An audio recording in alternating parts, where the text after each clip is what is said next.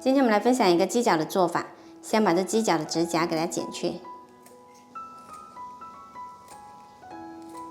这冻鸡脚它比较腥，我们要焯一下水，加一些姜片跟料酒可以去腥，然后调大火给它煮开，大概煮个5分钟。煮开了之后呢，这上面有很多浮沫，我们要给它撇去，然后捞出来再冲洗干净。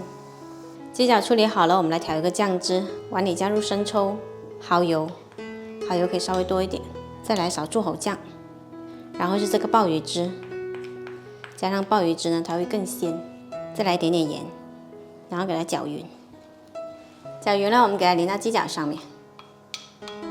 再来多一点蒜蓉，这个蒜蓉一定要多，它才好吃。再加上一些我在后院摘的一些小米椒，全部放上去，还有几颗冰糖，再加入清水，清水差不多没过鸡脚就可以。调大火煮开，然后转小火焖15分钟。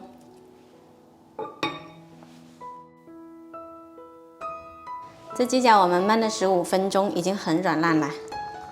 现在就可以关火。如果喜欢吃特别软烂的那一种呢，可以焖多15分钟。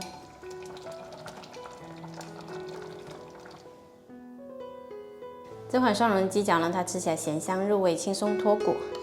最主要的是它做法特别简单，喜欢的朋友可以试一下。